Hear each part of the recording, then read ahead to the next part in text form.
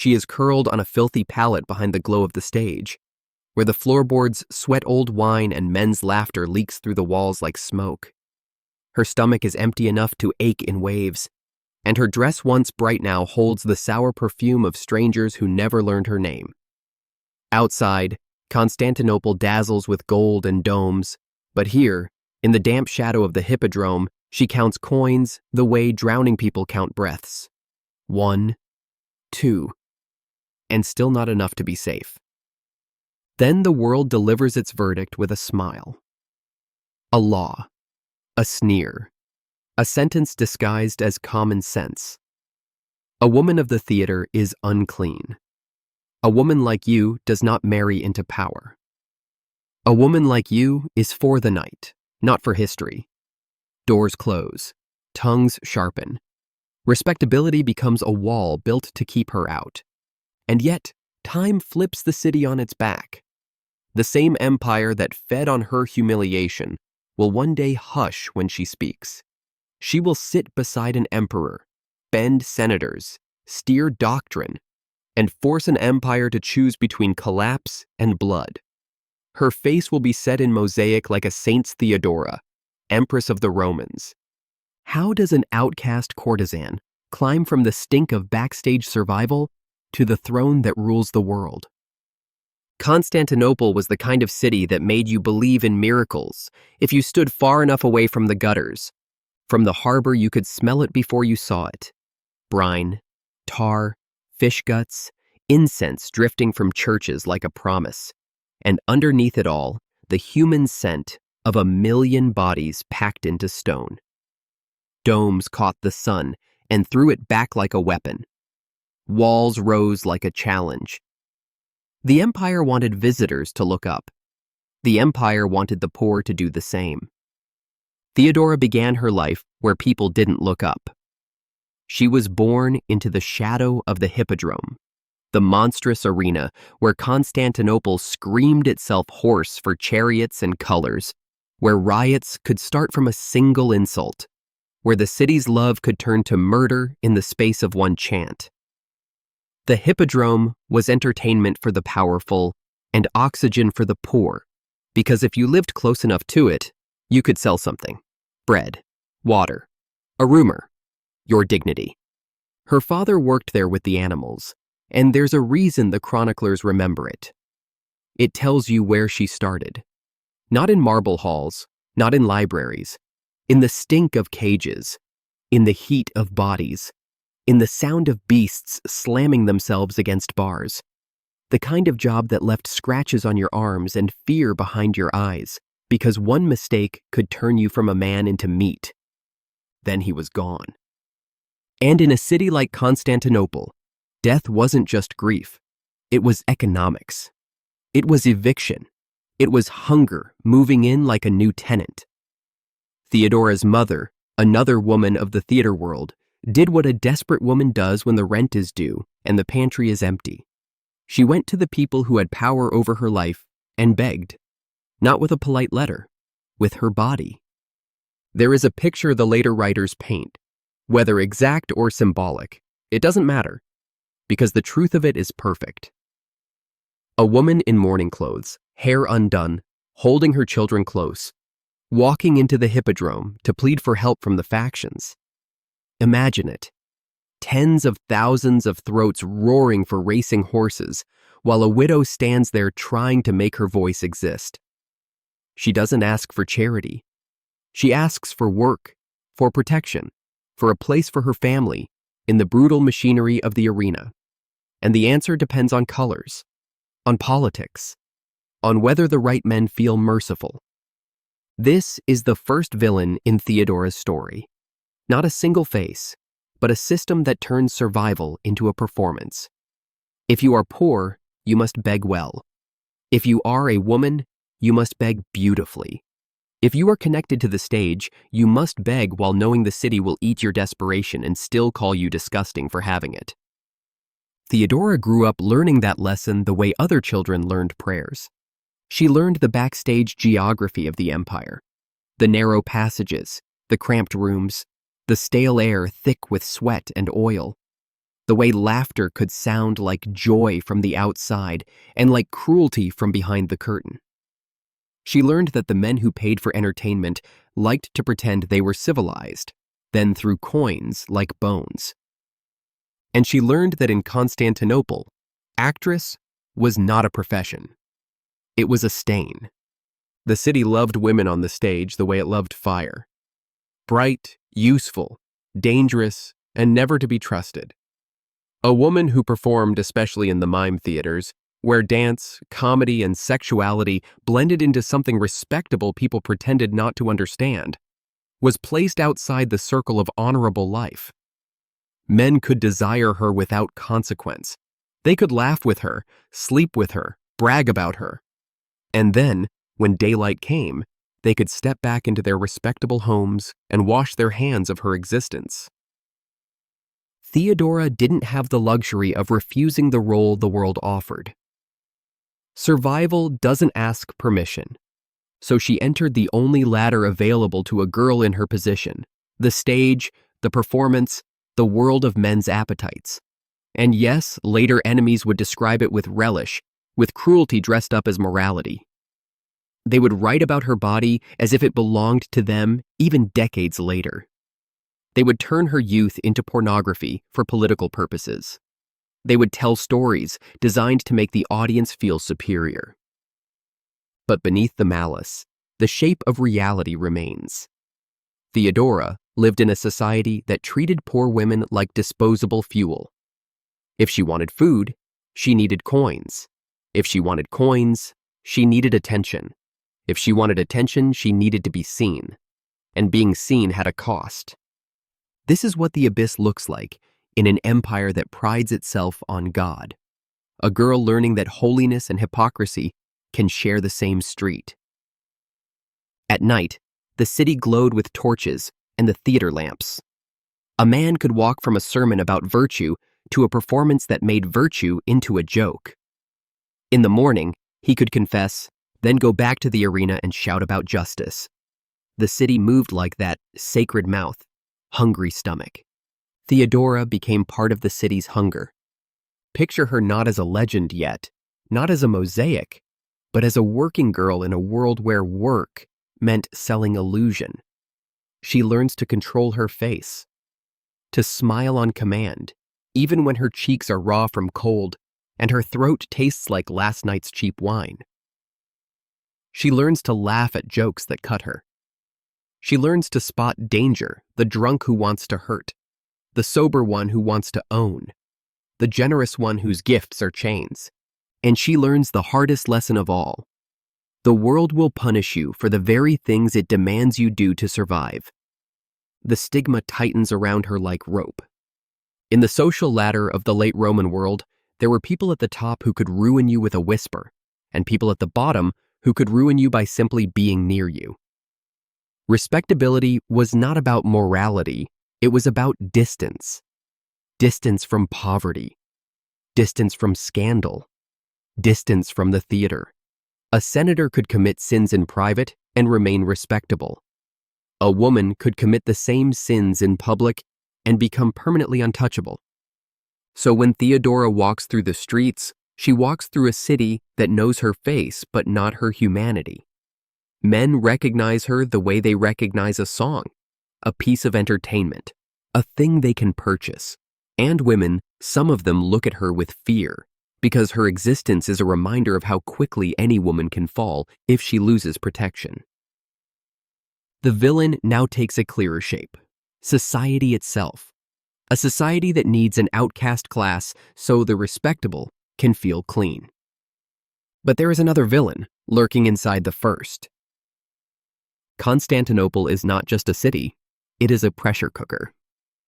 The factions, blues and greens, are not just sports teams. They are political machines, street armies, identity itself. They can elevate a man or destroy him. They control access, patronage, protection. They can make the Hippodrome a carnival or a battlefield. If you are poor in their shadow, you are never truly safe. You are always one riot away from losing everything. You are always one angry crowd away from being trampled. Theodora grows up hearing the chants as more than noise. She hears them as weather, and she understands early that weather can kill you. Somewhere in those years, whether by choice, by coercion, by the blunt reality of limited options, Theodora is pushed beyond the edge of simple performance and into the deeper trade of her world. The line between actress and courtesan in the stories is not neat, and the sources themselves are tangled with bias. But what matters is that the empire's powerful men touched her life, and in their touch was the lesson of power. The people who claim to be above you are often the ones most desperate to use you. And still, Theodora is not broken. Not yet, because even in the abyss, she is watching. A girl who survives the backstage life of Constantinople learns things that sheltered women never have to learn. She learns how men lie to themselves. She learns the rhythms of lust and guilt. She learns the weak spots in arrogance. She learns that the same senator who calls her filthy might also tremble when his reputation is threatened. She learns that a man's pride can be a leash if you know where to pull. She learns that language is a tool. Silence is a tool. Tears are a tool. Laughter is a tool. And if you have no sword, you learn to make weapons out of what you do have. There is a coldness to this kind of education. Not because she lacks feeling, but because feeling gets you killed. You can't afford to collapse in a corner when you have to eat. You can't afford to mourn openly when mourning makes you vulnerable. You learn to pack grief down deep and keep moving. And yet, buried under the survival, there is something else growing, something dangerous to the empire. An awareness, not just of her own pain, but of the structure that creates it. Theodora is surrounded by women who have no legal protection, women who are traded like commodities, women who disappear without consequence. She sees the way respectable men exploit them and then write laws that blame them. She sees the hypocrisy so closely she can taste it. This is important because Zero to Hero isn't only about rising. It's about what the abyss teaches you that the palace never can. The palace teaches comfort, the abyss teaches truth, and the truth is ugly. It looks like a hungry girl being told she is worthless by the same world that keeps taking from her. It looks like doors locked by law and custom. It looks like a city that worships God in public and worships power in private. It looks like a system that tells you, stay in your place. Theodora's place, according to Constantinople, is below. Below marriage. Below dignity. Below influence. Below the right to be remembered for anything other than scandal. If she remains there, her story ends the way most stories of women like her end. Quietly, without monument, without mercy. A body worn down by men's desires and the city's indifference, thrown away when she is no longer entertaining. But the very fact that we are speaking her name now means something inside her refused that ending. In the abyss, with the Hippodrome's roar shaking the air, Theodora begins to form the most dangerous thought an empire can face. Maybe the rules are not made by God. Maybe the rules are made by men. And if men made them, then men can be forced to change them. She does not escape Constantinople in a blaze of virtue. She slips out the way the poor always do, carrying her whole life in what her arms can hold, leaving behind a city that has already decided what she is. The sea wind off the Bosporus is sharp and salted, and for the first time in years, the roar of the Hippodrome fades until it becomes only a bruise in memory. The story says she went with a man of office, a powerful official named Hesebulus, appointed governor far to the west in North Africa. To outsiders, it might look like rescue, better clothes, better food, a roof that does not leak. But Theodora has lived long enough to know that when a man offers rescue, he is usually buying something. At first, it almost works. New air, wider skies, a coastline that smells of sun-baked stone instead of smoke. In the governor's residence, she watches servants flinch at his footsteps and learns a clean, terrifying truth. Power is the ability to make other people rearrange their bodies around your moods. And moods shift. One day she is kept close. The next, she is pushed out like a broken toy. No rank, no legal protection, no family network to catch her. In a foreign province, a woman without shelter is a candle in a windstorm, and everyone can see the flame. There is a particular cruelty in being abandoned by someone who once insisted you were necessary. Theodora feels it in the moment the household turns its back. The same hands that fastened her jewelry now avoid her eyes. The same guards who opened doors now watch her leave as if they are relieved. She steps outside with a small bundle, and the air itself seems to announce what she has become again. A woman without witnesses, without papers, without a man to vouch for her. In that world, legality is a cloak, and she has been stripped of it. Anyone can claim her. Anyone can accuse her. Anyone can decide what she deserves. This is where the abyss changes shape. In Constantinople, she was surrounded by crowds. Here she is surrounded by distance. Roads stretch between towns like scars. Dust cakes her skin. The sun presses down until her lips split. Every stranger is a question with teeth. She is forced to do what she has always done, only now with a colder lesson underneath. The world can erase you in a single decision made by a bored man. So she moves east again, port to port, surviving on whatever bargain she can make, learning what it means to be alone inside an empire that calls itself Christian and still treats vulnerable women like unclaimed goods. Somewhere on that long return, she collides with a different kind of shelter: belief. In Alexandria, arguments about Christ are not polite theology. They are politics, identity, and sometimes a death sentence. The empire's official church leans hard on dissent. Dissent builds its own networks in alleys, monasteries, and private rooms. Theodora recognizes the pattern instantly. She has lived under official contempt her entire life. She is drawn to the side that knows what condemnation feels like. In Alexandria, she is not welcomed like a heroine. She is tested. Outsiders are always tested, especially by communities already bruised by persecution. She listens more than she speaks. She learns names, loyalties, the quiet routes by which messages and money move.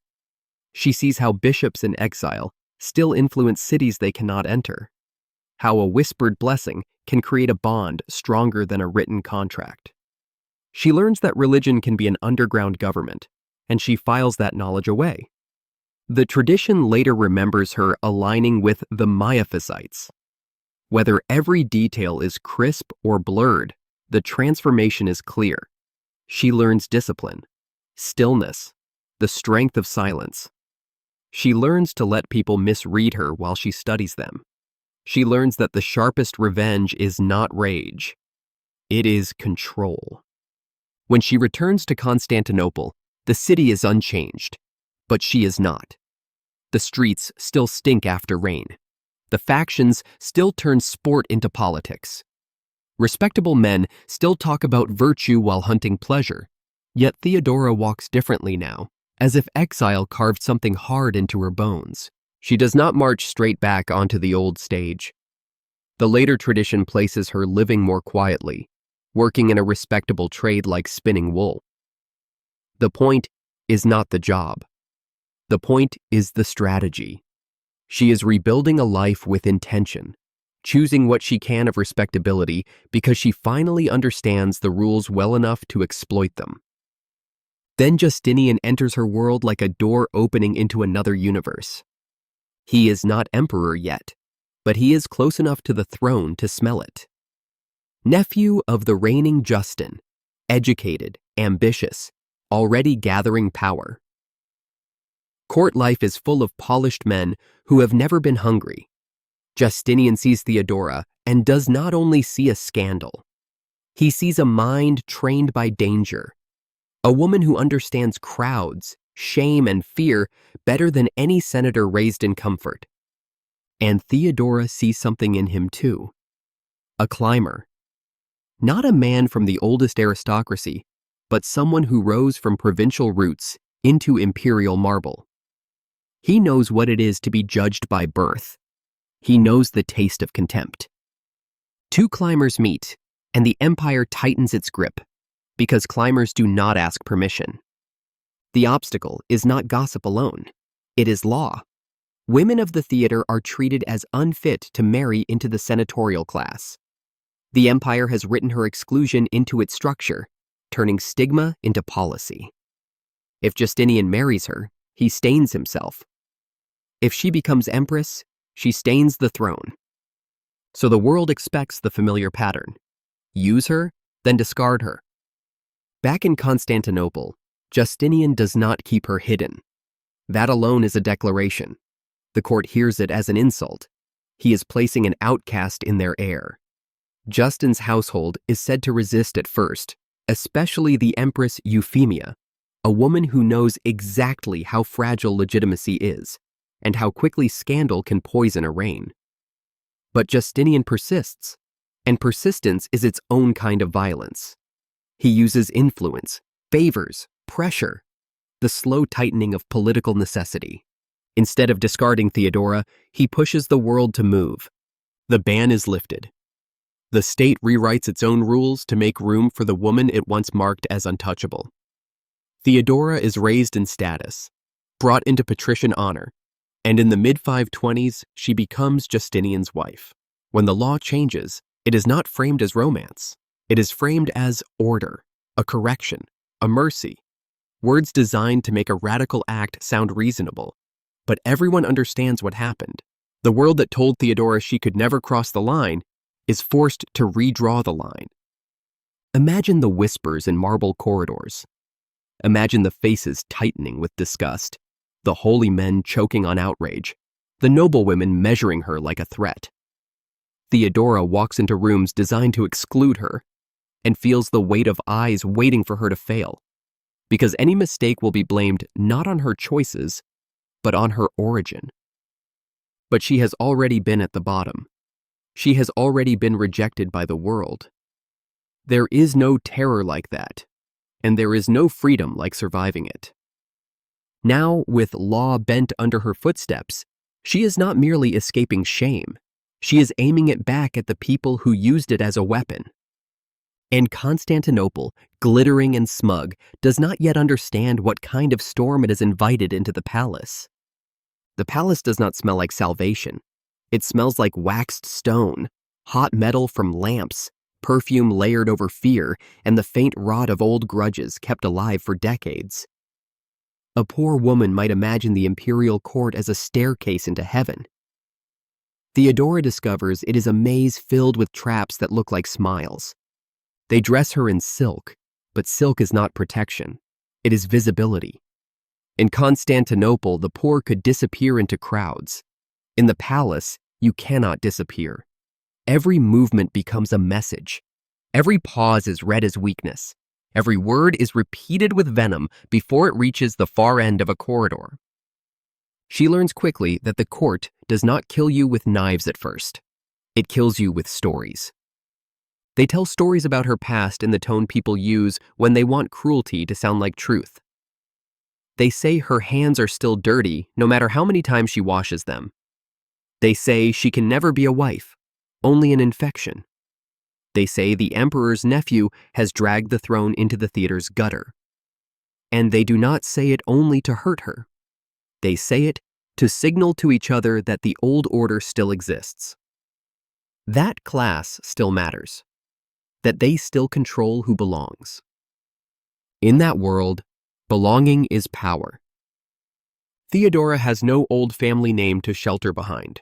No ancestral portraits, no inherited friends, no web of cousins who can threaten retaliation. The palace offers her a seat at the table and then watches to see if she will choke. So she does what she learned in the abyss. She watches. In the theater, she read crowds. In the palace, she reads rooms. Who speaks first? Who interrupts? Who laughs too loudly? Who avoids eye contact when a certain name is mentioned? She learns which officials bow deeply and which bow because they must. She learns the difference between flattery and loyalty, and she learns that most men in power confuse the two because it comforts them. Justinian, for all his ambition, still needs legitimacy. He needs the Senate, the bureaucracy, the church.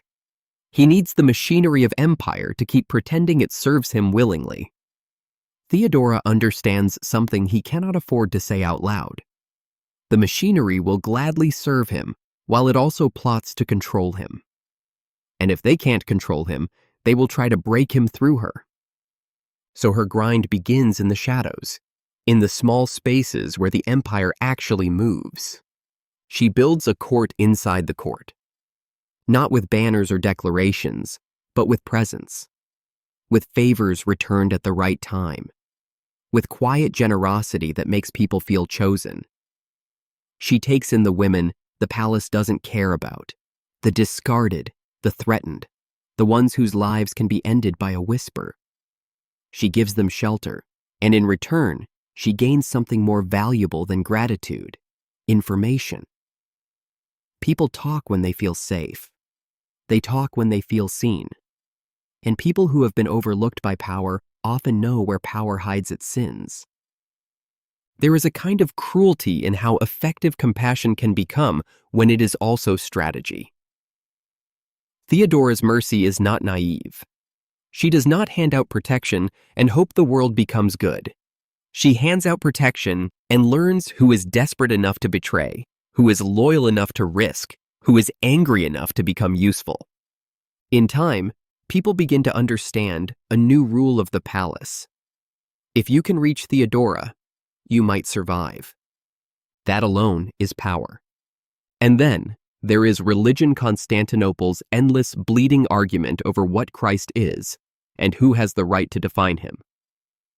To the modern ear, it can sound like abstract theology. In that era, it is a weapon aimed at the heart of unity. It divides cities, families, provinces. It decides careers. It justifies exile, imprisonment, sometimes death. The emperor cannot ignore it, because the empire's stability depends on the illusion of one truth. Theodora does not ignore it because she cannot. She carries the memory of Alexandria, the underground strength of the persecuted, the networks of dissent that survive by being invisible. Her sympathy for the Miaphysites, those condemned by imperial orthodoxy, makes her dangerous in a different way. She becomes a shelter not only for threatened women, but for threatened clergy.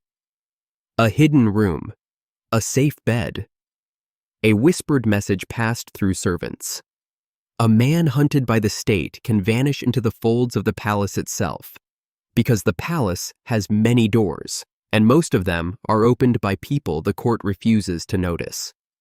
This is how she trades humanity for strength, not by becoming a monster, but by accepting that survival at the top requires the same hardness survival at the bottom required. Only now the consequences are larger. Because protecting someone is also choosing an enemy. And enemies in the palace do not fight fair. They cannot attack her openly without insulting Justinian. They cannot punish her without admitting she matters. So they do what the powerful always do when they want to destroy someone they cannot strike directly. They build a climate. They spread rumors. They bait her into mistakes. They look for anyone close enough to her to compromise. A careless servant, a friend who becomes greedy, a bishop who says the wrong thing at the wrong time. Theodora responds by becoming meticulous. She learns the city's arteries, who controls grain shipments, who profits from taxes, which faction leaders can whip a crowd into frenzy, which priests can turn a sermon into a riot.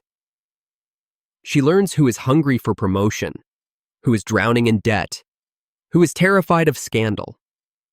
She learns to offer people what they crave, while keeping enough distance that she can cut them off without collapsing her whole structure. This is what most people never understand about power. It is not a throne. It is a network. And Theodora becomes a spider in silk.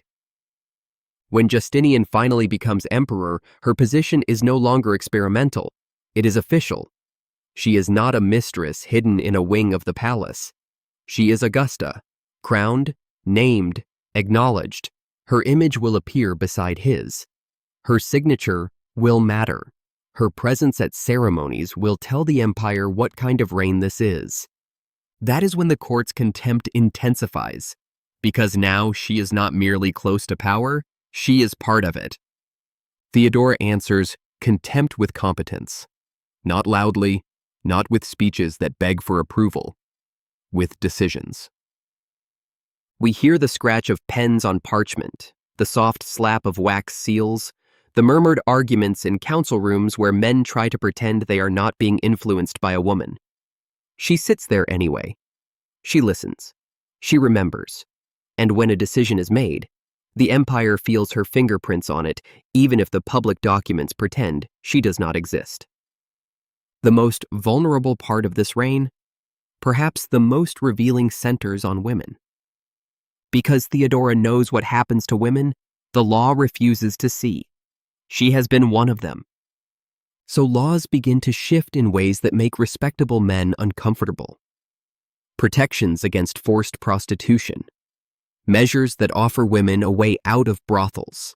Punishments for men who exploit and discard. Greater rights in cases of divorce. More recognition that abuse is not a private inconvenience, but a public wound.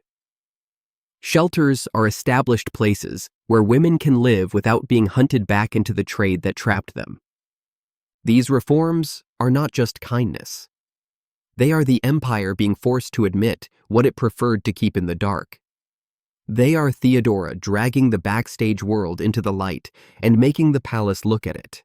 And for that, she gains a different kind of enemy. Moralists who like sin as long as it remains profitable, and aristocrats who fear any change that makes the poor less controllable. But Theodora's grind is not a saint's story. It is a ruler's story. There are moments when mercy ends and the blade appears. A court filled with conspiracies cannot be survived by pure gentleness, and Theodora does not pretend otherwise. When threats emerge, plots, rivals, men who believe they can turn her past into a lever to topple her, she responds the way the empire has always responded. She tightens the net.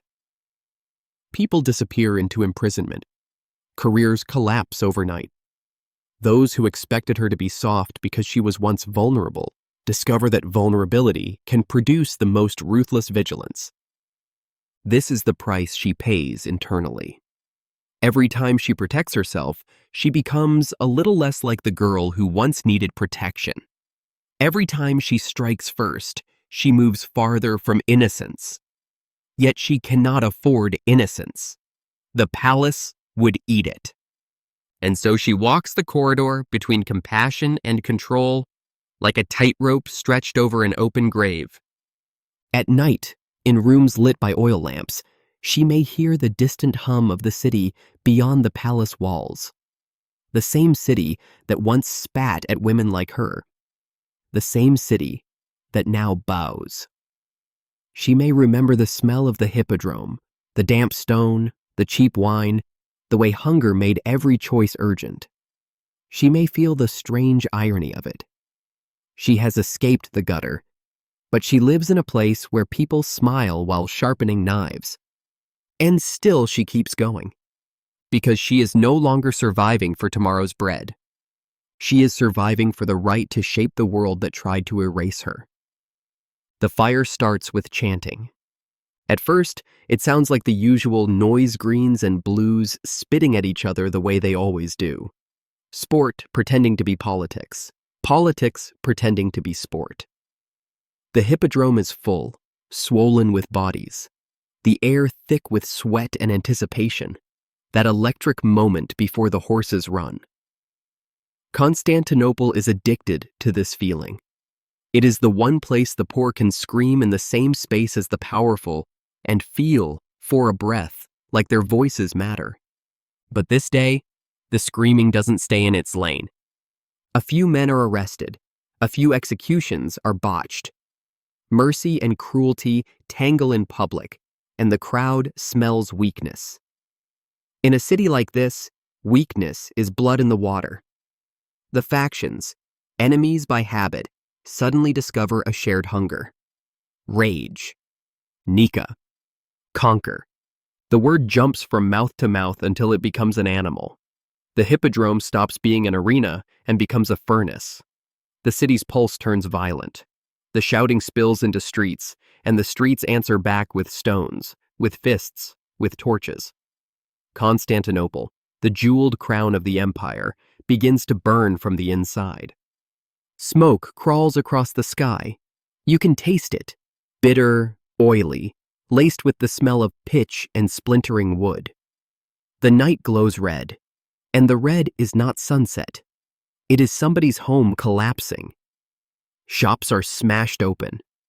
Women clutch children and run until their lungs rip.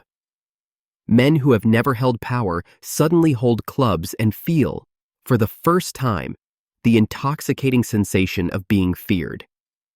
The palace is surrounded by a city that has decided it is done being governed. Justinian sits inside that palace, and for once, the emperor looks like what he really is: a man. A man trapped by stone walls while the world outside becomes a mob. His generals can kill soldiers. They cannot kill an entire city without killing the empire itself. His advisors argue in tight voices. Some plead for concessions. Some plead for blood. Some plead for escape. Escape.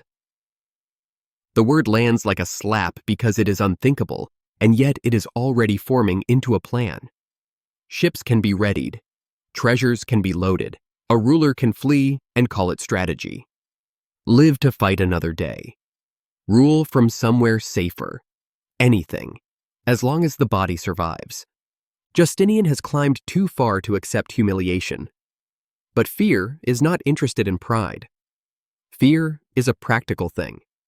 Fear shows him a future where the throne is taken, where his name is cursed, where he is chased through history as the emperor who lost the city. And Theodora watches him, not as a wife watching a husband, as a ruler watching a moment that decides everything. Because she understands something the men in that room do not want to admit. If Justinian flees, he can maybe rebuild his power somewhere else. But she will not be allowed that second chance. The moment the ships leave the harbor, the story will be written about her the way the court has always wanted to write it. The outcast courtesan who corrupted an emperor and then ran when the bill came due. They will tear her apart in words before they ever touch her with hands. They will say the empire fell because it let filth sit on the throne. And once the story becomes law, she will never outrun it. So when the room leans toward flight, Theodora gives them a different gravity. Her voice doesn't rise like a performer's voice. It settles like iron. She does not plead. She does not reassure them with soft hope. She tells them the truth the palace hates, that running is not survival. It is surrender dressed up as prudence. That exile is a slow death. That the purple they wear, this royal dye that marks them as above everyone else, is not a costume they can take off and fold neatly away. She reminds them that to be a ruler is to accept an ending. If they must die, better to die as sovereigns than to live as fugitives, dragged behind their own failure. It is not the speech of a saint. It is the speech of someone who has already lived at rock bottom and knows there is nothing more terrifying than being forced back there after tasting power. There is nothing more humiliating than being told you never belonged and then proving them right by fleeing. The men in the room feel it. The shift. Fear is still there, but now fear has competition. Shame. Justinian hardens. Decisions are made fast because delay is death. Money is promised. Troops are positioned. The palace turns from a threatened home into a command center. Generals who have been waiting for permission to act finally get it. The riots rage for days. Buildings burn. The city's great church, Hagia Sophia, falls into flame and collapse, and the sound of that collapse is the sound of an era cracking. Marble and timber, prayers and money, all turned into smoke. Constantinople looks, for a moment, like a city being punished by God. And then comes the trap. The Hippodrome fills again, not for racing, but for revolution. The factions gather like a tide, convinced they have won. They have chosen a rival claimant, a new face to crown.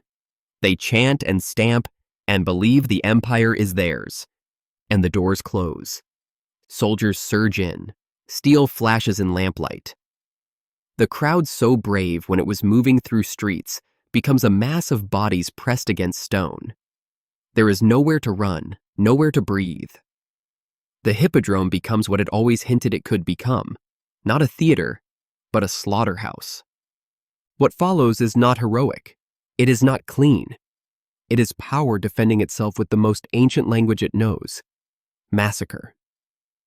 The blood runs into the gutters that once carried spilled wine. The screams rise until they become a single sound, a sound so thick you could imagine it hanging in the air for years. By the time it ends, the rebellion is broken, not because the people are convinced, but because they are dead. Victory returns to the palace like a ghost. Justinian still has his throne. Theodora still has her crown. The empire still has its capital. But the cost is a mountain of bodies and a city that now understands exactly how far its rulers will go to keep control. This is the bitter taste of success. Because what does it mean to save an empire by killing its own heart? Theodora's role in this moment becomes legend. Some will praise her as the steel that held the throne together. Some will curse her as the woman who urged blood instead of mercy. Both are true enough to hurt. In a documentary, you don't get to pick the version that feels comfortable. You sit with the contradiction and let it burn. After the massacre, the palace rebuilds. It has to, because power hates looking weak. Justinian raises new walls of stone and ceremony, a new Hagia Sophia that will soar higher than the old, glittering with gold and light, as if to announce, nothing can destroy us. And Theodora appears in the mosaics like proof that her name has been welded into the empire's image. But rebuilding does not erase the smell of smoke. The court has survived the city's anger, and now it turns inward with sharper paranoia. Plots are hunted like vermin. Enemies are not debated. They are removed. Some disappear behind prison doors that never open again. Some are forced into monasteries where silence becomes punishment. Theodora's network, once a tool for survival, becomes an instrument of vigilance. In a palace where betrayal is always possible, mercy feels like negligence. And then the world brings a different enemy, one that cannot be bribed, threatened, or executed. The plague arrives. It comes quietly at first, as rumors from ports, as a few sick bodies carried into crowded neighborhoods. Then it spreads like ink in water. A fever, a swelling, a darkness that moves through lungs. People die in their beds, in markets, in streets. The sound of Constantinople changes. Less shouting, more coughing, more prayers whispered with desperation instead of routine. Even the palace cannot lock it out. Power can command armies, but it cannot command bacteria. The elite who once believed themselves protected by marble discover that marble is just stone. Servants fall ill. Officials vanish from councils. The city's machinery, food supply, sanitation, burial begins to fail under the weight of corpses. Imagine ruling during that. Imagine surviving riots by blood and then watching death take people without permission, without meaning, without a face you can punish. Theodora, who once fought the world with strategy, faces an enemy that does not care about strategy. And still, she keeps working. Still, she protects the religious allies she believes in. Still, she presses for policies that shape lives. Still, she holds her place beside Justinian as the empire shudders under disaster. But there is a loneliness that comes with being the person who never flinches. When you are the one who says, "Stay," while everyone else wants to flee, people do not love you for it. They rely on you. They fear you. They resent you for reminding them of their own weakness. Theodora's strength becomes a wall between her and ordinary affection. She is too useful to be embraced, too dangerous to be trusted fully. This is the secret cost of her victory. She has become untouchable in a different way than she was untouchable as a girl. Back then, she was untouchable because she was considered filthy. Now, she is untouchable because she is considered powerful. And the irony cuts deep. She did not climb from the gutter to be caged again. Yet power is a cage built from gold. You can walk its corridors, but you cannot step outside without the world turning you into a story. Theodora's empire expands in ambition. Justinian dreams of reconquest, of restoring Roman glory, of building a legacy that will outlast them both. Theodora stands at the center of this dream, shaping, advising, resisting in some places, pushing in others. But the dream is heavy, and every triumph comes with a ledger of suffering. Taxes, wars, forced obedience, crushed dissent. She wanted to rewrite the rules of who mattered. She did. And now she must live with the fact that rewriting rules often requires breaking people. When she looks out over Constantinople after the Nika flames have cooled, she sees a city that will never be innocent again. It has learned that the throne can bleed it. The throne has learned that the city can devour it. And Theodora, once a girl used for entertainment, has become one of the architects of that hard mutual fear. This is the climax. The empire is saved. The crown is secured. Her name is eternal. And the taste in the mouth is ash. A powerful woman does not die once. She dies first in her body, and then she dies a second time in the stories men decide to tell about her. Theodora's last years are not preserved in the kind of intimate detail that makes history feel soft. The sources give you fragments, meetings, interventions, edicts, rumors. What is clear is that she remains what she has always been since the palace doors first opened to her: active, alert, involved. The empire does not pause because an empress grows ill. The empire keeps demanding decisions the way the sea keeps demanding shore. Somewhere in the late 540s, the illness takes her.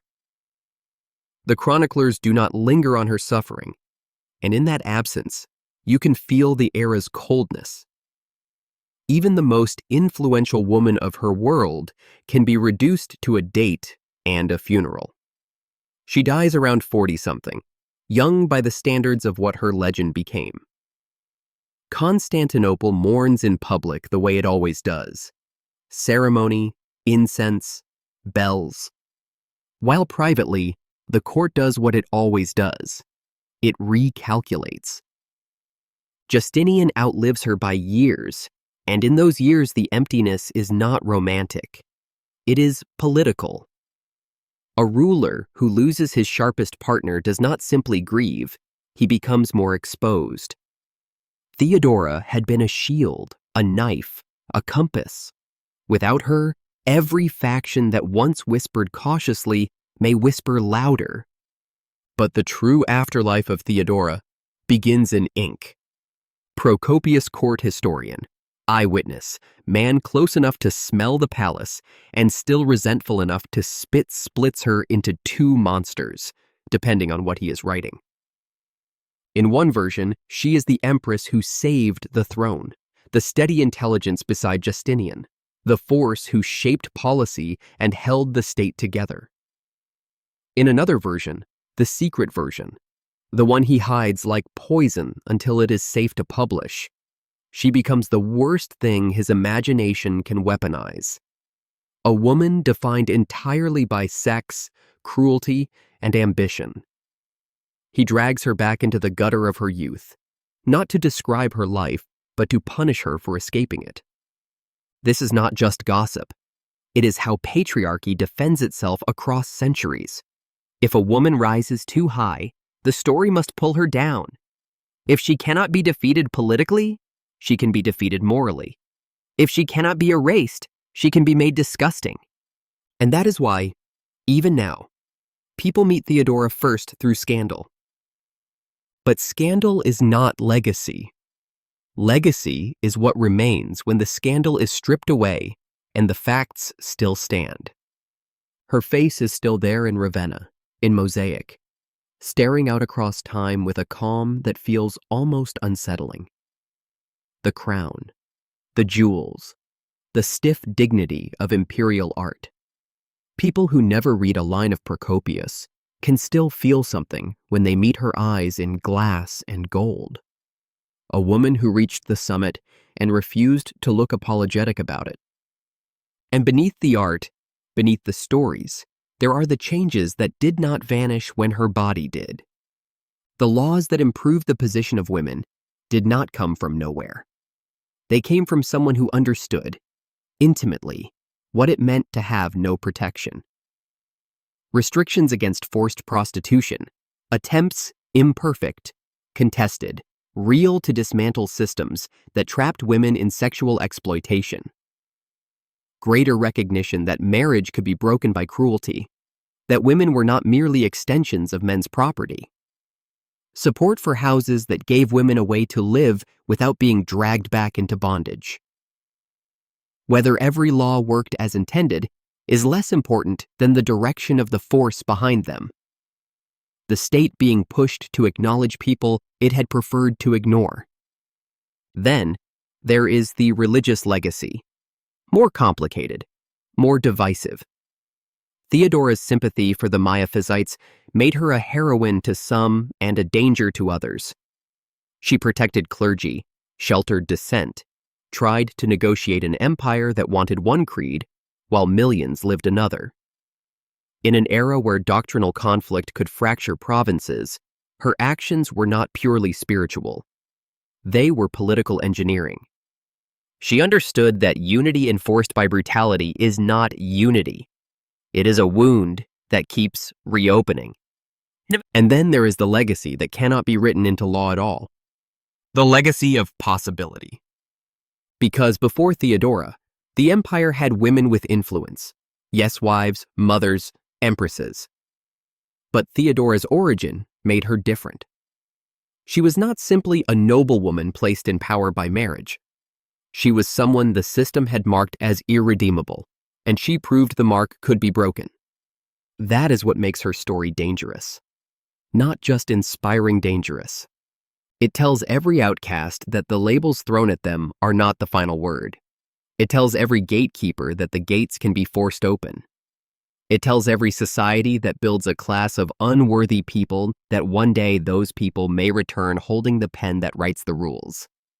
And yet, the documentary truth has to taste bitter too, because honest legacy includes the shadows.